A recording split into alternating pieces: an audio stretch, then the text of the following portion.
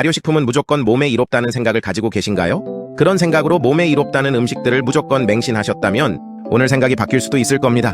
오늘은 몸에 이롭다고 맹신했던 식품에 대해 집중 탐구해 볼 건데요. 본정보 알아보기 앞서 구독과 좋아요 추천 부탁드립니다. 지금부터 알려드리는 내용은 다양한 기사, 연구자료, 논문 등을 참고해서 정리한 정보입니다. 식팩트는 식재료와 건강 정보를 다루고 있기에 사람마다 나이, 체질, 건강 상태가 전부 달라서 같은 걸 드시더라도 결과는 다르게 나타날 수 있다는 점 꼭 참고하시고 봐주세요. 그럼 바로 시작해 보겠습니다. 여러분 혹시 이런 생각들도 가져본 적 있으신가요? 이 음식 먹으면 암 걸린다던데? 저 음식은 절대 먹으면 안 된다던데?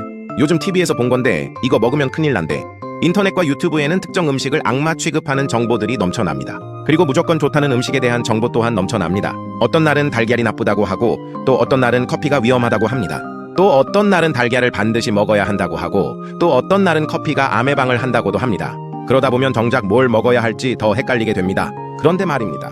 진실을 말씀드리자면 특정 음식 하나가 암을 만들지는 않습니다. 정말 위험한 건 따로 있습니다. 바로 매일 반복되는 식사 습관입니다. 단 한 번의 치킨이나 탕수육이 문제가 아니라 그것이 일주일에 5번 매일같이 반복될 때 문제가 시작됩니다. 한두 번의 과식이 아니라 매일 저녁 야식을 습관처럼 먹는 패턴이 위험한 겁니다. 오늘 이 영상 끝까지 보시면 여러분의 식탁이 완전히 달라질 겁니다. 그리고 무엇보다 불필요한 두려움에서 벗어나 진짜 중요한 것에 집중할 수 있게 될 것입니다. 충격적인 사실 하나, 암의 90%는 유전이 아닙니다. 암 진단을 받으면 많은 분들이 집안 내력인가를 먼저 돌아보십니다. 암 진단 받으신 분들 가장 먼저 뭐라고 하시는지 아세요? 우리 집안 내력인가 봐. 우리 아버지도 그러셨는데 할머니도 그랬으니까. 아닙니다. 유전은 10% 정도입니다. 물론 유전적 요인이 전혀 없다는 건 아닙니다. 하지만 우리가 생각하는 것보다 훨씬 적은 비중을 차지합니다. 실제로 암 발생의 대부분은 유전자가 아닌 환경과 생활 습관에서 비롯됩니다. 나머지 90%는 우리가 매일 무엇을 먹고 어떻게 사느냐에 달려 있습니다. 우리 몸은 매일 수십억 개의 세포를 새로 만듭니다. 그 재료가 뭘까요? 바로 우리가 먹는 음식입니다. 오늘 아침에 드신 밥, 점심에 반찬, 저녁에 국, 이 모든 것이 여러분 몸속 세포를 만드는 재료가 됩니다. 좋은 재료로 지은 집은 튼튼하지만 불량 재료로 지은 집은 금방 무너집니다. 우리 몸도 마찬가지입니다. 아침 거르고 저녁에 폭식하고 스트레스 받으면 단 거 찾고 이런 패턴이 매일 반복되면 처음엔 별일 없어 보입니다. 몸은 놀라울 정도로 참을성이 좋으니까요. 하지만 시간이 지나면서 조금씩 천천히 눈에 보이지 않게 균열이 생기기 시작합니다. 인슐린은 미친 듯이 오르락내리락 몸속 염증은 꺼지지 않고 망가진 세포는 쌓여만 갑니다. 그리고 어느 순간 몸의 복구 시스템이 더 이상 따라잡지 못하는 순간이 옵니다. 세포가 제대로 재생되지 않고 손상된 DNA가 축적되고 면역체계가 지쳐갑니다. 이게 바로 암이 시작되는 환경입니다. 절대 매일 먹으면 안 되는 조리법 3가지부터 알아볼게요. 첫 번째, 달콤한 양념 플러스 고온 조리의 악마 조합 피하세요. 떡볶이, 치킨, 탕수육. 맛있죠? 한국 사람이라면 누구나 좋아하는 음식들입니다. 밀가루 음식을 고온에서 튀기고 거기에 설탕 물엿 듬뿍, 바삭한 식감과 달콤 짭짤한 맛. 중독성이 강할 수밖에 없습니다. 이거 한 번 먹는다고 암 걸리는 건 아닙니다. 생일이나 기념일에 한 번씩 즐기는 건 괜찮아요. 문제는 이게 매일 반복될 때입니다. 월요일 치킨, 화요일 떡볶이, 수요일 탕수육. 이렇게 매일 고온 조리된 달콤한 음식이 식탁에 오른다면 여러분의 몸은 매일 같은 공격을 받는 셈입니다. 혈당 폭등, 인슐린 과다, 만성염증, 세포 손상. 이 과정이 하루 이틀이면 몸이 회복합니다. 하지만 매일, 매주, 매달 반복되면 몸의 복구 능력이 점점 떨어집니다. 췌장은 지쳐가고 혈관은 손상되고 세포는 정상적으로 재생되지 못합니다. 이 고리가 끊어지지 않으면 암세포는 천국입니다. 암세포가 가장 좋아하는 환경이 바로 이런 상태입니다.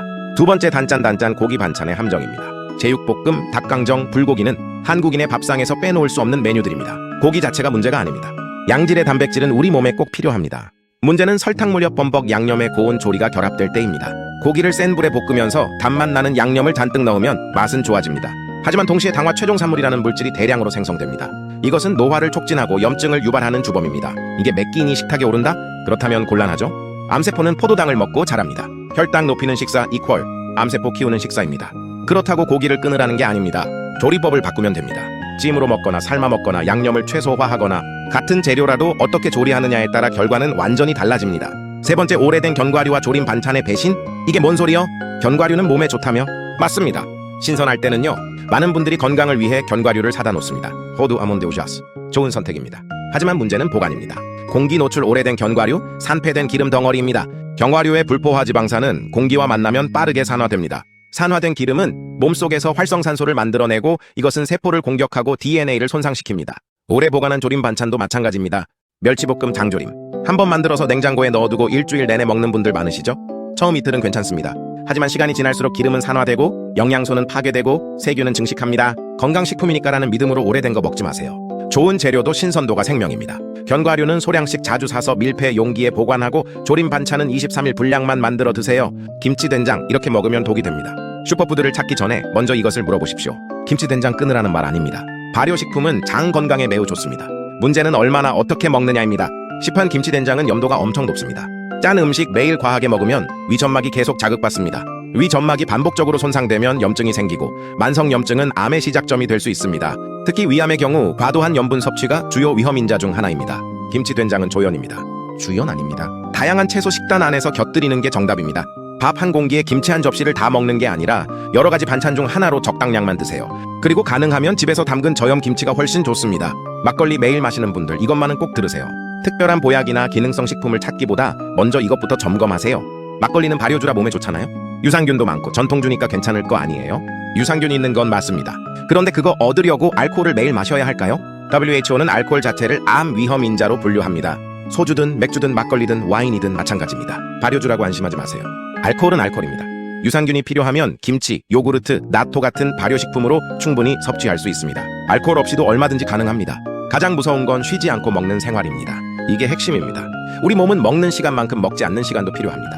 공복 시간에 몸은 망가진 세포를 정리하고 재생합니다. 이 과정을 자가포식 오토파지라고 합니다. 자가포식 메커니즘을 밝힌 오스미 요시노리가 2016년 노벨상을 받은 이론입니다. 그런데 간식, 야식, 습관적 군것질로 공복이 없다면 몸은 회복할 틈이 없습니다. 아침 7시에 식사, 10시에 커피와 간식, 12시에 점심, 3시에 또 간식, 7시에 저녁, 10시에 야식. 이렇게 하루 종일 먹기만 하면 소화기관은 쉴 틈이 없고 인슐린은 계속 분비되고 몸은 정리 모드로 들어갈 수가 없습니다. 슈퍼푸드 찾기 전에 이것부터 물어보세요. 지금 정말 배가 고파서 먹는 건가? 그냥 습관적으로 먹는 건가? 감정 때문에 먹는 건가? 심심해서 먹는 건가? 먹는 횟수를 줄이고 공복 시간을 확보하는 것. 이게 어떤 슈퍼푸드보다 강력한 암 예방법입니다. 하루 12시간 이상 공복 시간을 만들어 보세요. 예를 들어 저녁 7시 이후로는 아무것도 먹지 않고 다음날 아침 7시에 식사하는 식입니다. 이것만으로도 몸은 엄청난 변화를 경험합니다. 마지막으로 꼭 기억하세요. 암은 어느 날 갑자기 오지 않습니다. 오랜 시간 반복된 습관이 몸을 조금씩 바꾼 결과입니다. 10년, 20년 동안 쌓인 습관의 결과가 어느 날 검사 결과로 나타나는 것입니다. 그래서 더욱 무섭습니다. 아무 증상 없이 진행되니까요. 특별한 보약이나 비싼 건강식품 찾지 마세요. 오늘 식탁 위에서 무엇을 줄일지, 어떤 리듬을 되찾을지 그것부터 생각하세요. 매일 드시는 단짠 양념 반찬을 일주일에 2, 3회로 줄이고 대신 담백하게 찐 생선이나 두부를 드세요.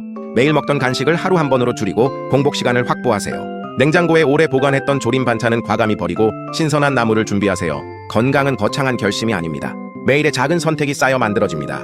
오늘부터 지금 당장 시작하세요. 작은 변화 하나가 큰 차이를 만듭니다.